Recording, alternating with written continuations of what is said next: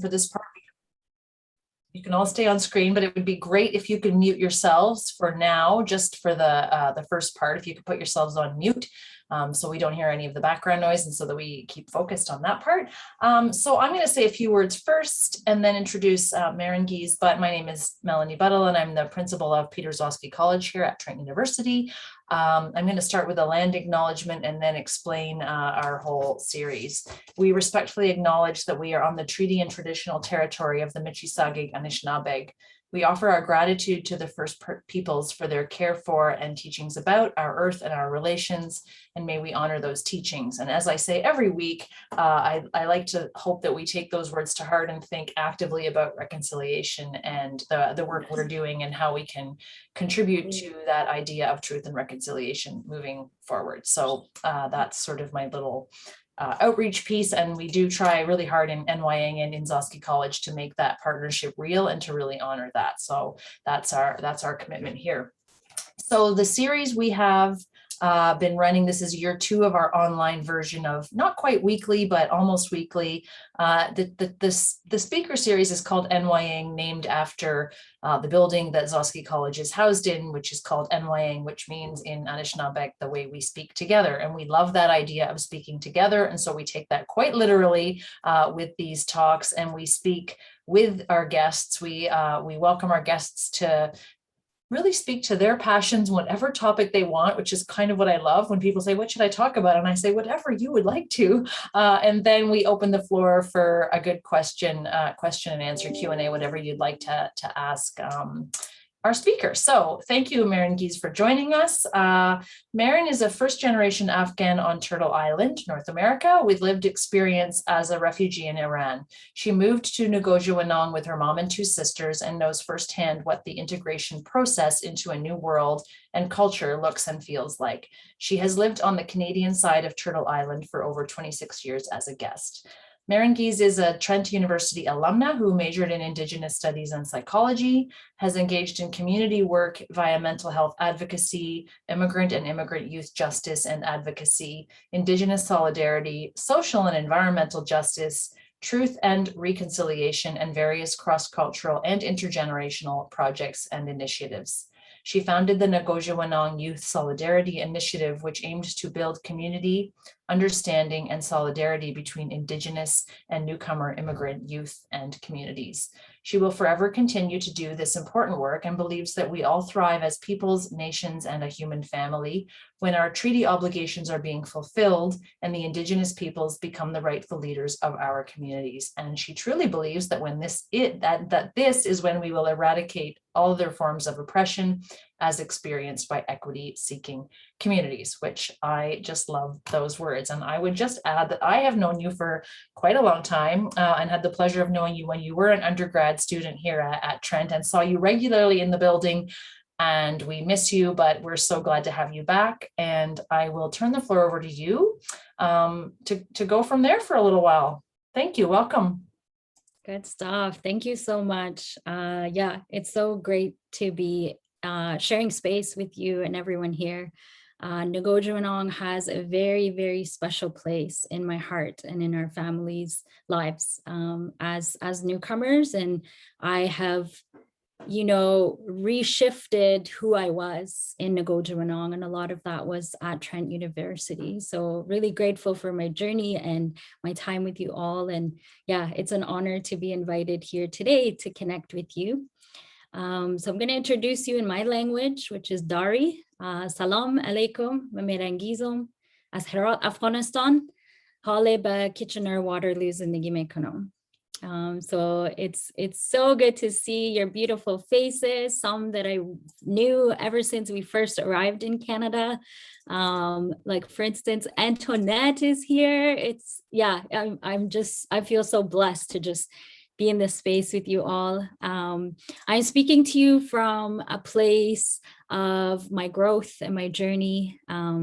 I'm going to share a lot of personal facts about myself and more about how I ended up working in solidarity with Indigenous folks. I do want to acknowledge that I'm a learner. I don't claim to be an expert. It's just what I've learned thus far, and it's just my understanding of how I understand the work of us building solidarity with the First Peoples of here, Turtle Island, where many of us call home. And yeah, I'm gonna share a little bit about myself, offer some tips, and like a very condensed version of what I've learned over the last 12 years. And then we'll leave some room for Q&A. You're also welcome to put your questions in the chat as I'm speaking, and hopefully we'll get to them once we get to that place. So I'm gonna share my screen with you all. I've created a little Canva presentation for you, and I've included my avatar. This is part of the excitement of being a khala, or a maternal aunt, where they push me to try different apps and do different things in a way that means that I can continue to relate with them and connect with them and be playful in that way. So my pronouns are she, her. Some facts about me. I am a sister, a khohar, also a dokhtar, which means daughter in Dari. I love food. I'm also a tree hugger, and I'm a vegan. I'm a Trentonian, even though I was a representative of the Lady Eaton College, because I basically lived at Zosky College, I became an honorary member. It's actually my favorite building in the entire university. And for a long time, I actually called room 375 my office and the place where I went and napped as well. So if you don't know that space, and hopefully when you're able to go back on campus, I encourage you to spend time there and to be present with the treaty belts, the wampum belts that are in that room as well. And echoing what you said, Melanie, I too miss you and all of the humans and the bright minds and hearts that have fueled me during my time at Trent University, and those memories that I still carry in my heart, very dear, near and dear to my heart. So some of the contributions I've made, as has been, my work as a community connector, I consider myself a bridge builder. I also have been told, and I do acknowledge this about myself, that I'm a truth seeker and speaker. I'm also an activator and an animator. And it's something that actually excites me and gives me energy doing that important work. So next, I do also want to acknowledge, like I said, I'm still learning, but a lot of my journey has just been me approaching it from a student and a learner. And it's something that I hope to be, for the rest of my life. And it's been my journey in seeking answers, seeking peace, feeling like, the world, it has been in a place where it's not in balance. There's a lot of dysfunction, especially coming from Afghanistan, for instance, living through the war and the chaos that we have. And then also coming to Turtle Island and then learning that, this isn't all that much of a peaceful and thriving place for everyone here. So these are ways that, has really inspired my learning, and, my quest to work towards solutions. What can I do? Even though I'm one small person, and one tiny drop in the whole ocean, what is it that I can do? So that's a part of what has led me here. I'm also a community organizer and advocate, as Melanie mentioned in that lovely intro. Also for me personally, I was living through depression and anxiety during my time at Trent. A lot of confusion that was happening for my life when I came to this country, with a single parent who became widowed at 25 with 3 kids under the age of 3 years old, and having to completely relocate and leave everything behind for a quest for peace and for more of a balanced life where her daughters didn't have to be married at a very young age. So I'm very grateful for my mom for bringing me to these lands, even though I was mad at her for a really long time for doing that, and I didn't fully understand it then. But that's what has led me again to do this work that I've been doing and that I continue to do. I also actually went through a divorce during my time at Trent, which a lot of people didn't know. And because of all these shifts and changes that I was going through, that's what kind of led me to seek healing, seek understanding, and seek culturally sensitive counseling. Also just my quest to better understand trauma. I never really understood why my compatriots, our fellow Afghans, were in such a state of crisis, and there is lateral violence within our community. And, you know, while we're extremely resilient and have been able to get this far, there's a lot of unaddressed issues and traumas that our people have carried.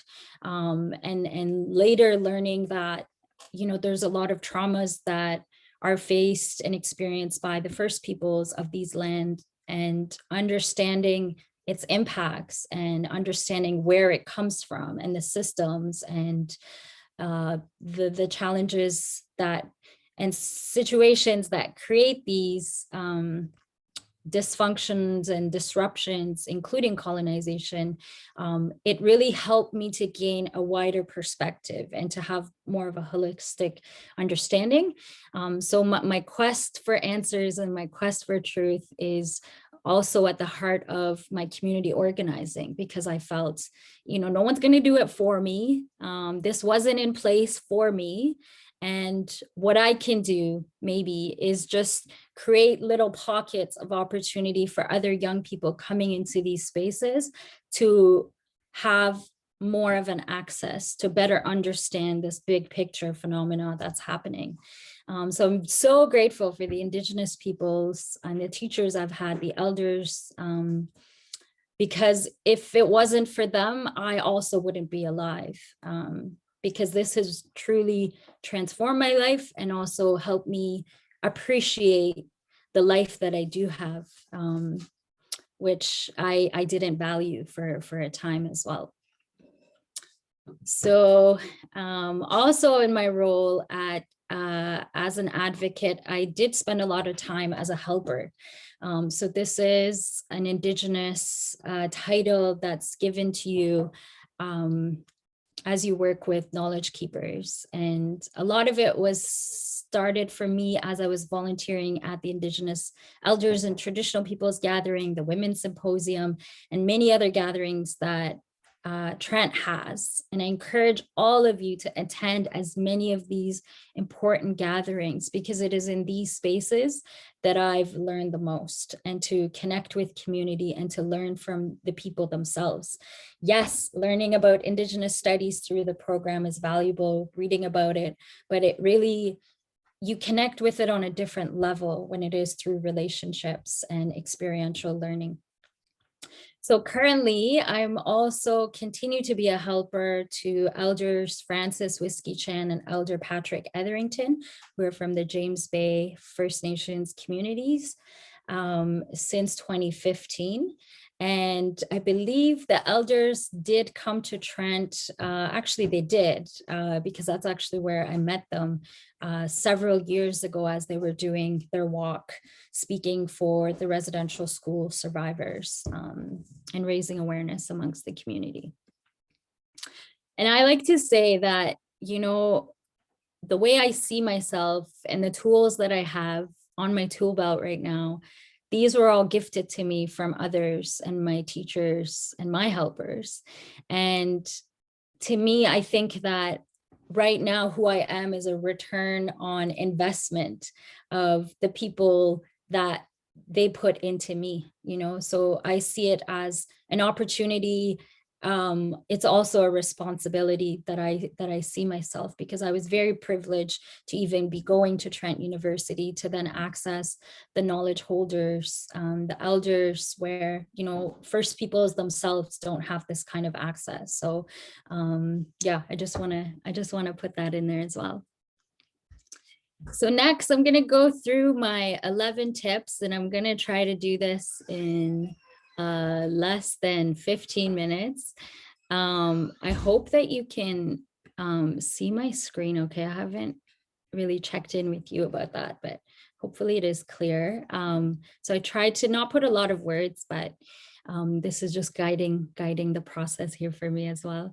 So when we talk about bridge building between Indigenous and immigrant communities, I do want you to picture the reality that while a lot of European descendants believe they are not immigrants on these lands, that they in fact are immigrants. Even if you have had 2, 3, 4, 10 generations that have lived here, you still are an immigrant. So unless you're an Indigenous person, unless you are a descendant of someone that was forcibly brought here, like through slavery, you are an immigrant, and you made that choice, or your ancestors made that choice to come to these beautiful lands. So when we do talk about immigrant perspectives or visitors' perspectives, it does encompass many more of us than we think. And the relationship that immigrants and those that are more recent immigrants and the refugees, they have a very different connection and process of truth and reinstatement, or some people know it as reconciliation on these lands. And so this is the place that I could connect to this differently than if someone who is an European descendant would connect to this. So again, this may be more resonating with those folks who do see themselves as new stock immigrant or refugees as well. All right, so step 1 of 11, a lot of it is about learning and unlearning, packing and unpacking. It's about knowing yourself, knowing who you are, where you come from, where your ancestors come from, knowing the land you're on, and also the people whose homelands you're on. It's about seeking that truth. It's about respect, and it's about seeking that understanding that there is a spiritual aspect to life and all living beings here on this universe and these multiverses, even if we don't know or fully understand it. In this phase, I would also say that, I encourage folks to listen twice as much as they speak, because sometimes when we go to speak or when we're listening, and Jean Koning will say this often, is like, we're already busy thinking about what we're going to say in response, and we're not actually present in actually listening and receiving. And it goes into you in a different way than if you're processing it in your head always and trying to think of a response that's clever and funny and unique. I also encourage folks to remain curious and to be open to this process. I should say that, this isn't a linear process either. It's circular. You're going to go back and forth through all these different steps, but this is just a way that I could condense it for you folks here. So the other important thing is relationships. Relationships is at the heart of bridge building, solidarity building. You have to have a good relationship with yourself. You also need to have a good relationship with your ancestors and the land that you presently are on. So spend time being on the land, by the river, by the Odenabe if you're at Trent. It's also important to have that relationship with First Peoples and the members of the community. The importance of being in service, sharing what you have, being honest, and really the relationships that we are making, you never know how it's going to serve you in the long run. So even in your classrooms for the students here, I encourage you to work on those relationships because some of them will be, life lasting. Number 3, it's important to not approach things from a savior mentality. Nobody needs your saving. If anything, you need to save yourself. You need to help yourself.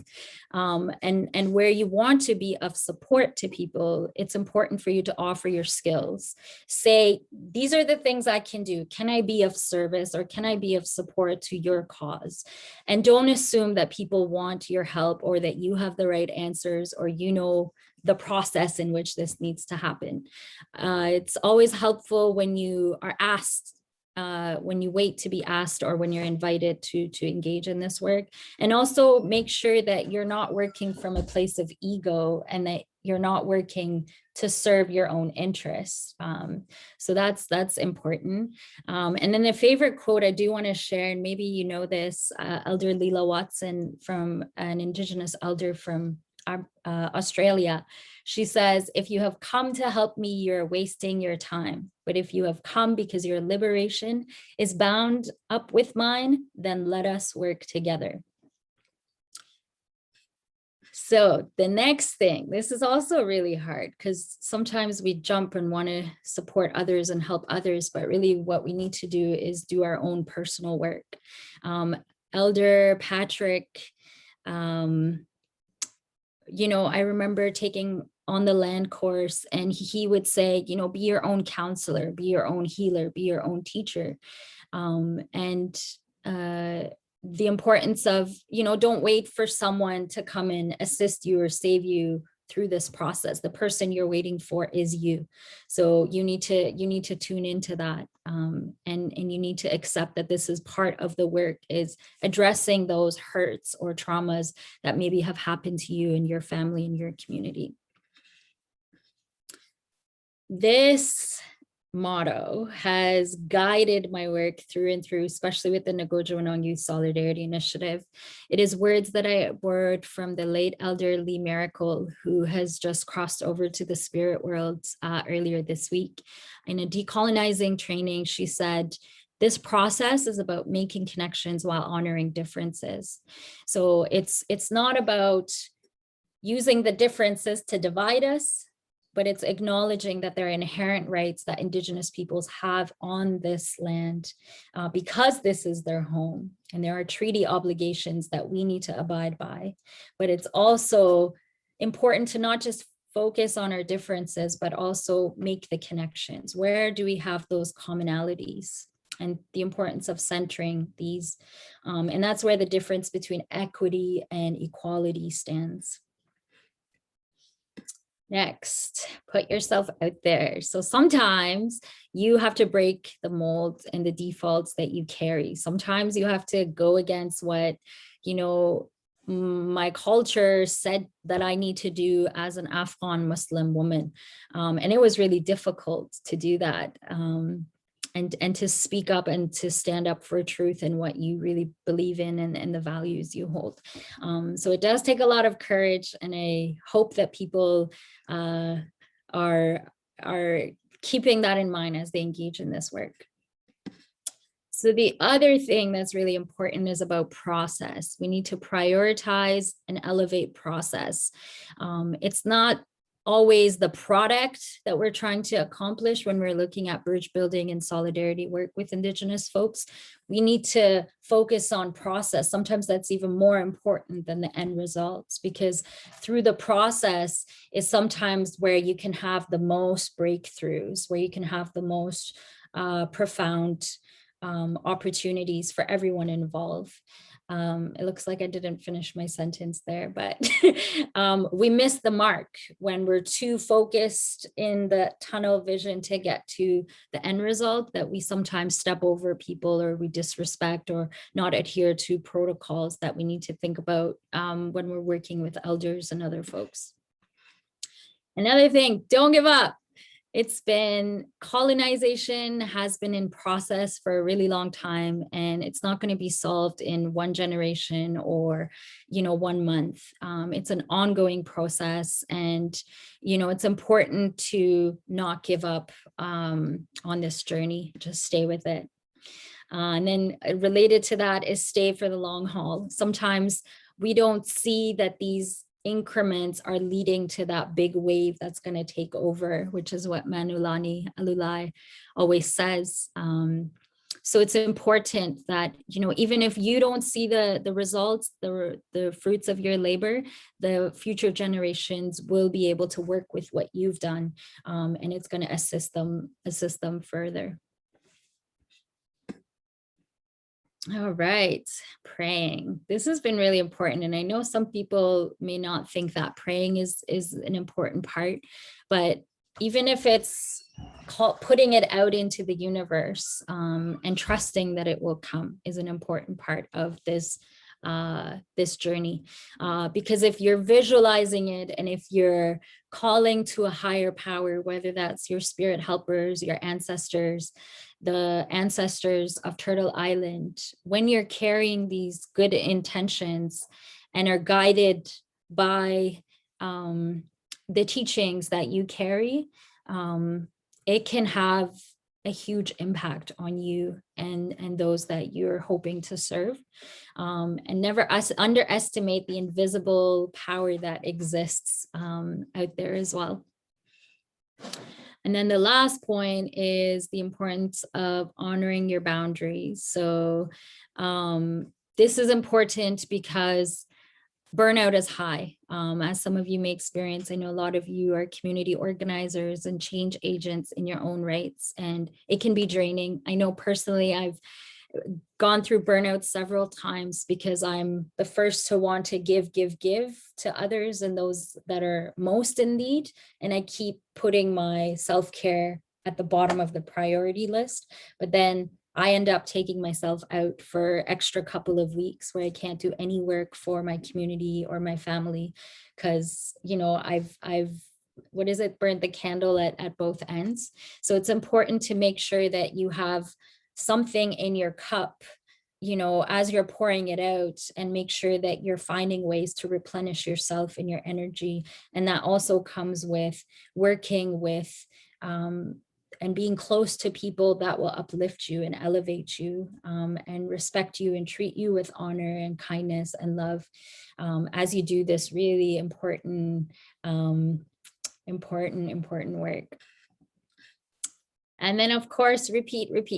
So all these things is just an ongoing thing that we're gonna continuously swim in and advance and learn more. And, you know, it's important to stay humble, to be kind to yourself, be patient with yourself, be patient with the process, and to stay connected and to continue doing this work. So in my last minute that I have here, I just want to acknowledge and say Tashakkur, offer my thanksgiving to all these incredible folks that have equipped me with what I carry now. Elder Rebecca Martel, Elder Merritt Taylor, Elder Winston Taylor Baugh, Elder Dorothy Taylor, Georgie Horton Baptiste, Chris Welter, Elder Audrey Cascanet, Elder Gidaga Migizin, Hattie Edwards, Shirin Nusline, Lindy Garneau and Jill Thompson, Janet McHugh Taylor, Peggy Shaughnessy, Elder Michael Thrasher and Elder Patrick Stevenson, Mark Dockstader, Dan Longboat, Elder Gina Quash, Sherry Ann Medema, Elizabeth Stone, and Liz Ozomic, Scondone Swamp, Elder Jake Swamp, Elder and Grandmother Josephine Mandaminba, Elder Shirley Williams, Elder Mary Lou, Elder Dan Smoke, Elder William Comandaba, Nokomis Jane Chartrand, Larry McDermott, Romola Vasante, David Newhouse, Lynn Davis, Paula Sherman, Danny Beaton, Norma, Elder Tom Porter, Elder Francis Whiskey Chan, Elder Patrick Etherington, and so many more. And it's important for us as we do this work, and the teachings that we collect, that the Indigenous people are so kind and generous in sharing with us. It's important for us to acknowledge where we get these knowledge or tools or information, because it's honoring them and the time they spent with me. And it's also so that those know in the future that there is a connecting point between all of us as we work through this. So that's it for me. Thanks so much for listening. I hope that it was helpful, and I'm so excited to hear your questions, whether it's you unmuting yourself or typing it in the chat. Tashakkur. Thank you so much, Mehrangiz. That was thoughtful and beautiful and timely I felt. I learned a lot from hearing you, and yeah, that was really beautiful. I'm not going to ask questions out. I'm going to use your advice of speaking less and listening more. And I'm going to turn to our audience here. I mean, I'm going to go straight to Roy's because he typed one in here. So Roy typed in, besides number 11, as you learned these steps through your own experience, what other steps did you find to be most difficult? It's a great question. That is a great question. two of the most difficult things, I would say, one is trying to communicate what I'm doing with my community, with members of my community who felt, you know, why aren't you supporting us? Why are you helping us? Why are you going outside our little bubble? We could use your support. We could use your energy. And also some people thought that I was losing my culture and my identity and my roots because I was adopting things like smudging sage at home, where I understand where those things come from, and you know, the insecurity or the stress that causes people to think that way. But I had to just keep reassuring them, you know, that this is actually bringing me closer to my identity. And it's, you know, going through this journey, I actually ended up loving myself and taking pride in my culture and being different, because prior to that, I hated being different. I hated that I looked different, that I thought different, you know, and I just wanted to be as white as I possibly could, because I knew that was what's going to make me advance in this life on Turtle Island, being part of this Western system. So yeah, that's something that I still confront all the time with my family and community. And then also the other thing I think is just, it is sometimes you do run into folks that will try to put you down and to say, you have no right to speak on this. You know, you're a non-Indigenous person, you have a lot of privilege. Even as an immigrant, I do acknowledge that I sometimes have more privilege than the original peoples of this land as it's awarded by these colonial systems. And I've learned to know when to take up space and when it's okay for me to take up space. And you know, allow folks to be angry or upset about the fact that I may carry something that they never had access to.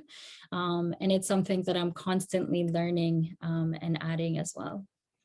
Thanks for that question, Roy. So good to see you. And does anyone want to just put your hand up or put yourself on screen and take your mic off and go for it? Speaking together only works if we're speaking, maybe.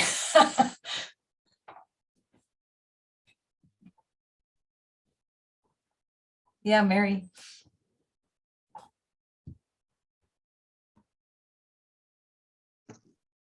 Thanks so much for your wise words. One thing that I was working on pre-COVID with a group of people was planning for the 200th anniversary of the Peter Robinson settlers to the Peterborough area. And we were really working hard, bringing people together. We had connected with the Indigenous community. We were attempting to build a bridge with the New Canadian Centre so that they would understand what we were working on. It was really a huge, it's been a huge impact on this area, those new Canadians who came almost 200 years ago. So I just hope we can somehow put that project back together, because I think it would be a great learning experience for the whole Peterborough region to understand that these people came and were well taken care of by the First Nations communities, because they wouldn't have survived if it hadn't been for that help. And so I just wanted you to know that that was something we worked on. The Peterborough Irish Club has as I said last week, a lot of organizations have to kind of regroup and figure out how they're going to move forward and start projects up again. So I hope it happens. Inshallah, I will. Don't give up. Just keep walking with it. And I'm really grateful for that and the work you're doing and others. I think when we're working towards seeking truth, seeking understanding, it's such a profound experience for everyone involved. Understanding that the people that came from Ireland and Scotland and the life that they were living and what caused them to come here, actually, again, it's it helps other refugees and newcomers who are going through that process make a better connection to that. And then of course, when we're adding the Indigenous aspect, like you say, it's even more rich because it's looking at where are we now? You know, I can't change Afghanistan. I can't change what's happening in Ireland or other countries where refugees are coming from, but we are here on this land and we have an opportunity right now to look, you know, across the invisible boundaries that we put between ourselves to make those connections. And when you do, you realize, oh, I actually have more in common with these people than I am different. But yeah, I would also love to know when things get moving, and yeah, I would love to stay connected to your process as well. Thank you. Thanks so much. I'm going to read one of the comments in the chat, a good one from Nicole, and I'm going to answer the other one first, which says, who would we connect with to support the organization of the Elders Gathering?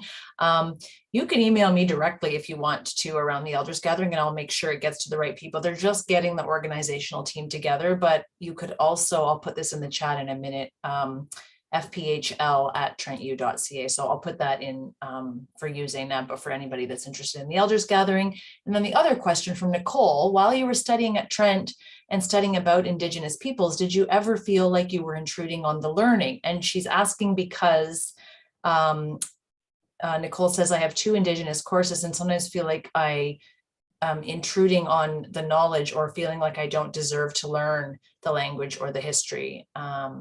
Again, I'm going to stay quiet on this because I have a couple of thoughts, but you go, Mehrangiz.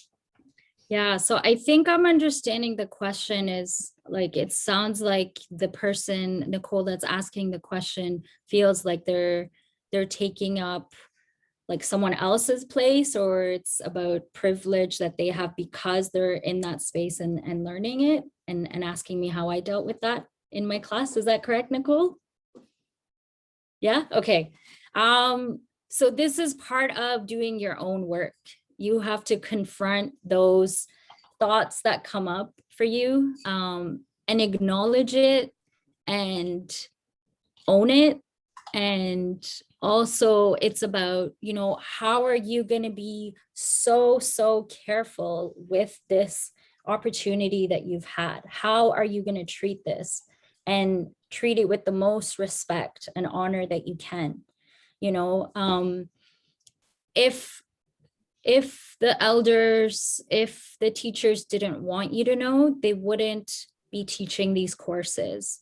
If anything, having more non-Indigenous people understand more about the true version of Canada and true version of history, and understand that another reality and way of doing things exists, is actually helping the collective process of us reshifting and rebalancing in a place where, you know, Indigenous peoples are the true reinstated leaders of our communities and are at the center of all these systems, whether it's health, education, you know, and it's what you do with that, right? You can abuse this knowledge, or you could use it in a transformative way. I remember when I was addressing that guilt that I felt, and I was asking Professor Mark Dockstader, I said, you know, we're learning about all these things, but what do you want us to do with it? How do you want us to use it? And there's so much work, and, you know, I can't even speak because I'm not an Indigenous person. And he said, you have every right to speak. If there are no Indigenous peoples in that space, you need to step up and find that courage to talk about this, because you do know a little bit more. And with knowledge comes responsibility. And the other thing he said was that no one is there monitoring you. You know, I don't have any of my elders here watching what I say in public and how I'm using this knowledge. He said, we trust you with this, in the hope that you're going to assist us and our communities and be part of this collective movement. So that's what I would say. And sometimes, you know, as immigrants, we do need to step up and offer our knowledge and experience.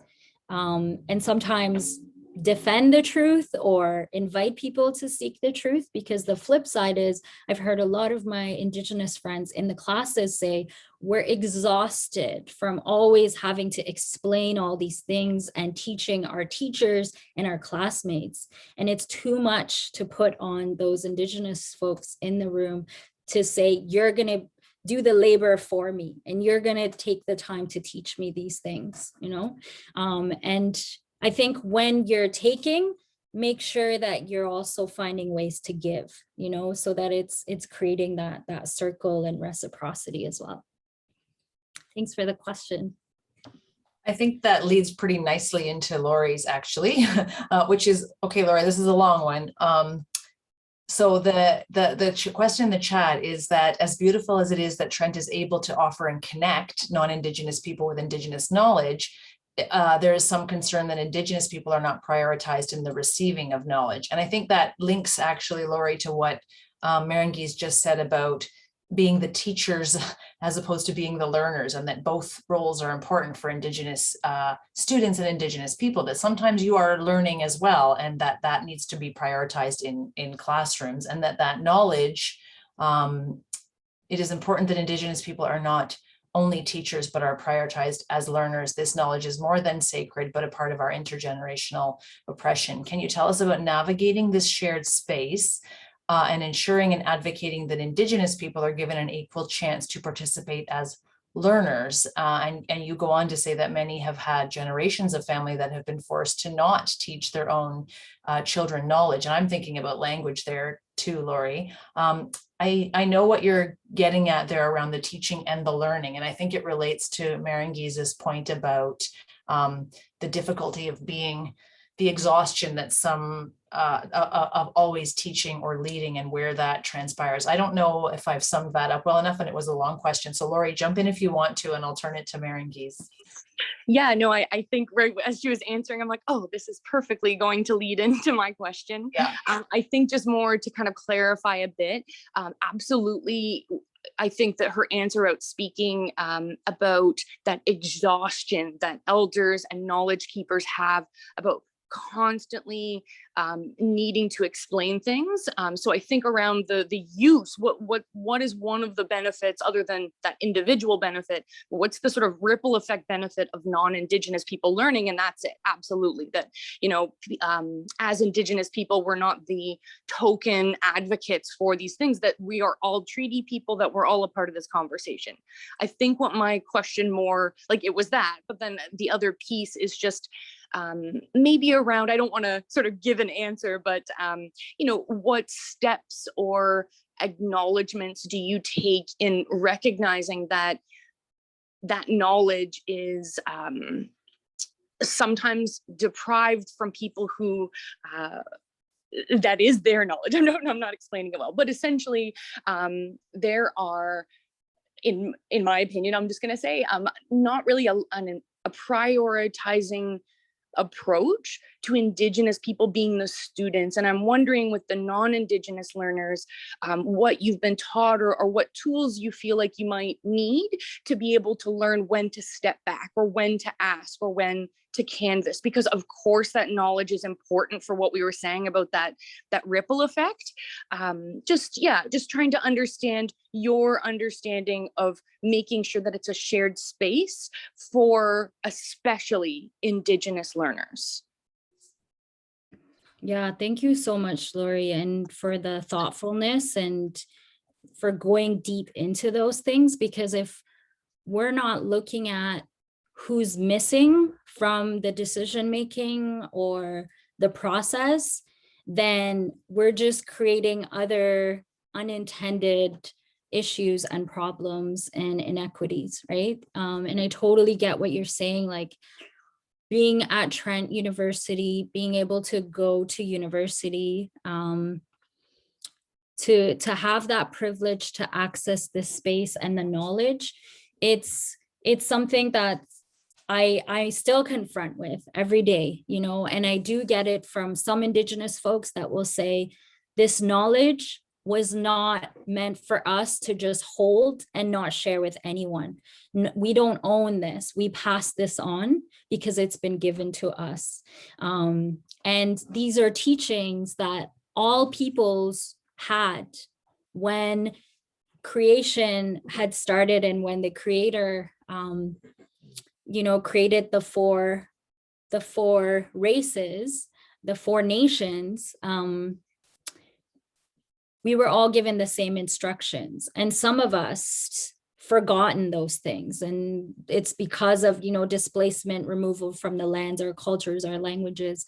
Some of us chose to step away from it altogether, but it's the Indigenous peoples of Turtle Island and all across the world that have lived and honored those teachings. And it is said, like Dan Longboat always talks about this, is like there will come a time when all the races of humankind are going to come together, and the creator will say who honored these teachings or who is living by those teachings. And he goes on to say, we're in that time right now, because when you look around here on Turtle Island, you see people from all nations, and it's right now a time for us to learn from each other, and to, some of us may hold different parts of that puzzle, right? And it's about us coming together in that circle to share and exchange for those that want to, that can, because what we're facing is catastrophes on so many levels, right? Not just environmental, but emotional, spiritual. And it's a time for us to pull each other closer together and to work with each other, and I do want to acknowledge that, yes, universities are operating within systems that are more of a box and more enclosed, and it is difficult for them to be part of this circular model. I know they are trying, and they're making efforts to make information more accessible, and that's through those elders gathering, through those weekly or bi-weekly teachings, and opportunities where some teachers are bringing elders and knowledge keepers, whether it's them paying out of their own pocket for their time and their knowledge, to come into the classroom and teach the students, or if it's through that department, they've been really intentional about making sure that they are bringing Indigenous folks' voices. And then when you're doing community work, it's always important to keep that in mind. And if there's a fee, for instance, make sure the fee is removed for any Indigenous folks. Make sure that you're promoting the event in Indigenous spaces so that they can attend or have access to this. Just be aware that this thing is happening if they want to take part in it. So I hope that helps. But yeah, I'm happy to talk with you more about it and have more of a conversation, Lori. Thanks. Thank you. That would be wonderful. Thanks. You go ahead.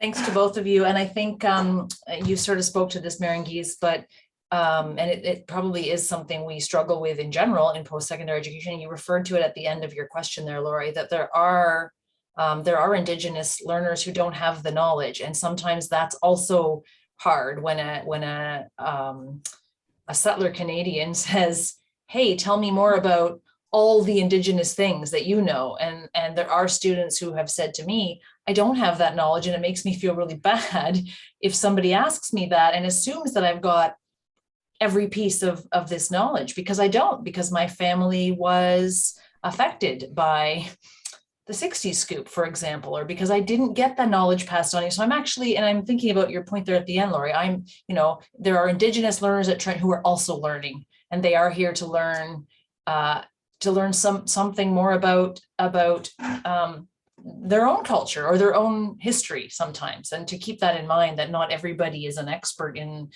their history, right? I'm going to just turn to, I think Joyce had a question, but Rosemary, did you want to add something? Just looking at your chat.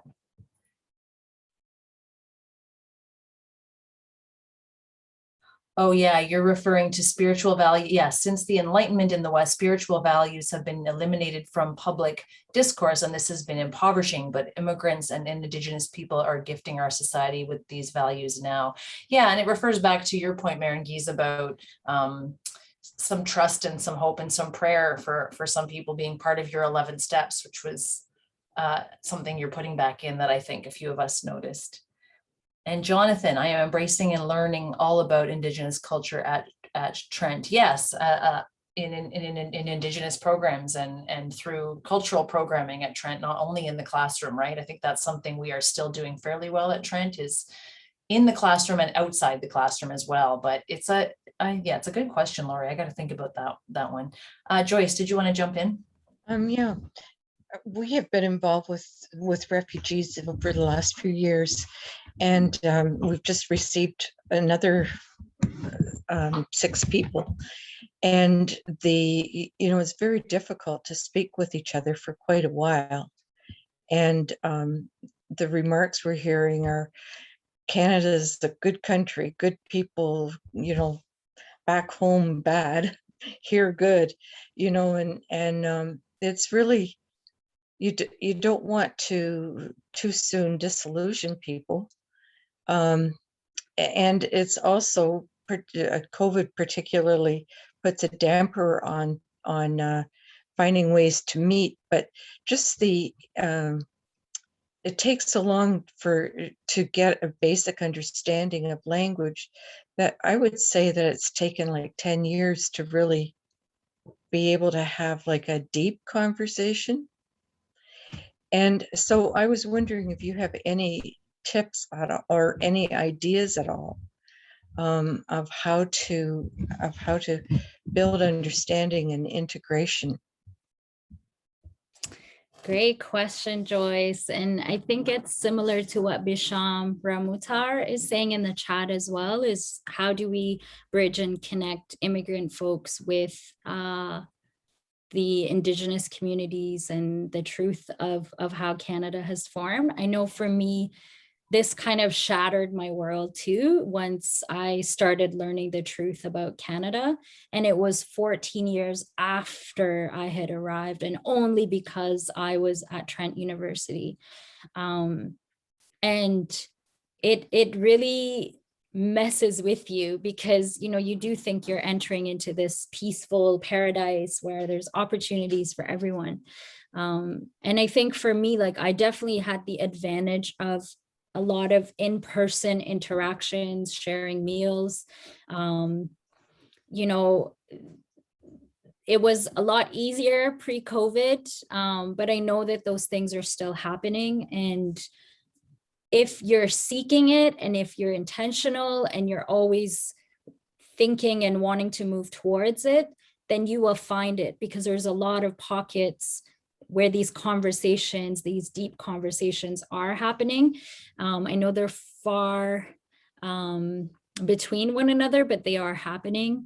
And you don't have to start with the dark stuff, right? You could just start, like some have incorporated with the citizenship ceremony, where an elder or a knowledge keeper, like especially at NCC, what you folks can do at the New Canadian Center, is with the citizenship ceremonies, to have an elder from Curve Lake First Nations, for instance, to come and like welcome the newcomers, right? Just figuratively as well, to these lands, and for them to do it in different small bite-sized pieces in a way is important, right? If you focus on where are we connected, right? Whether it's our love and appreciation for our cultural foods, or our love and appreciation for our music and our dances, right? July 1st is often an opportunity for us to learn about other cultures. And I know New Canadian Center is doing more of a good job now, acknowledging that, while we're celebrating Canada, we do also want you to know and understand that this is how Canada has formed, or that this is the land of the Indigenous peoples themselves. And you can connect with the Indigenous folks who are doing work in the community with this bridge building work, they also have ideas, of course, and ways that they found very helpful. I've like in recent gatherings, the last event we did for the Ngoja Wanong Youth Solidarity Initiative, we actually built a birch bark canoe. We went and harvested the material, and then we built it at PCVS or PACE now. And we had a lot of newcomers who were in the school learning the language at the time, and they just like could not believe their eyes. And they thought, you know, no, this is gonna sink. This isn't gonna work. And they kind of questioned like what we were doing or why we were doing it or how effective it was. But once they heard more about the teachings of the birch bark and the process, they were really engaged, right? And then they started to make connections with their own culture and with their home country and, you know, the different vessels that they have or what their traditional teachings are around those things.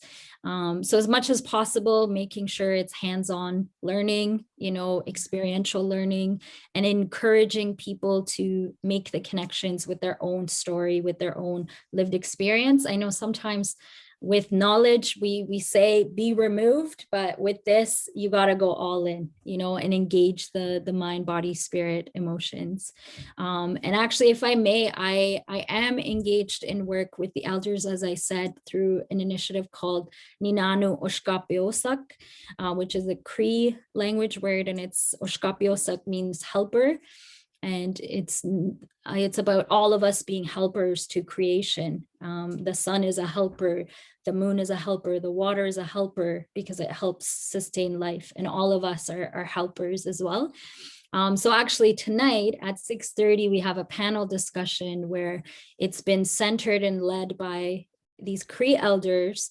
And we've also invited non-immigrants to come and sit on this panel, whether it's a former RCMP officer, member of the United Church, an immigrant, poet, parent from the Jewish faith, and then a legal representative that's been in the courts with the St. Anne's residential school systems. So, and we've been gathering and the elders have been guiding the community through a process.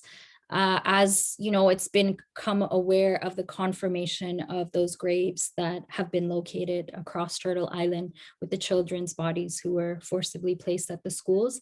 So I can share the event with you all. You're welcome to attend. It's free of charge. If you're able to donate, please do. And this is like one example of a process where Indigenous and non-Indigenous peoples are invited to come in and learn about something that we see in the news, but we may not fully understand what's going on. And there are elders doing that work. There's knowledge keepers doing that work. And it's your openness and desire to go towards that. Sometimes once you take the steps, the path will appear. And I'm happy to connect with you further about it and explore other ways. Thank you. Thanks so much. And Bisham, I think that sort of gets at your question as well, but I was thinking about, I think that elders and knowledge holders would want newcomers to understand the beauty and the power, and not only, I mean, yes, the hardships of Canada, but to your point, Mehrangiz, to recognize and celebrate while also acknowledging the difficult path and the difficult path we've had, right, in this country. Mm-hmm. That you, in the same way that we now have a course at Trent called The Glory of Africa, because some students of color said, I don't really enjoy all of the courses around African history talking about oppression or slavery. I'd really like to see some of the things about my continent that were spectacular. And I don't think that minimizes the hard things we need to learn and we need to teach students. I think you maybe have to do both. And to Joyce's point, and maybe Bisham as well, that if you can explore the richness while then delving into the history that they really need to do. And we also have students at Trent, international students, who say, oh my gosh, I did not know this. I came to this country not recognize just what you said earlier. I thought this was a peaceful, lovely, Canada flags everywhere kind of nation. I didn't know. So it's that lack of preparedness and then coming in to some really dark knowledge and to do that in a gentle way. Bisham, did you want to add anything?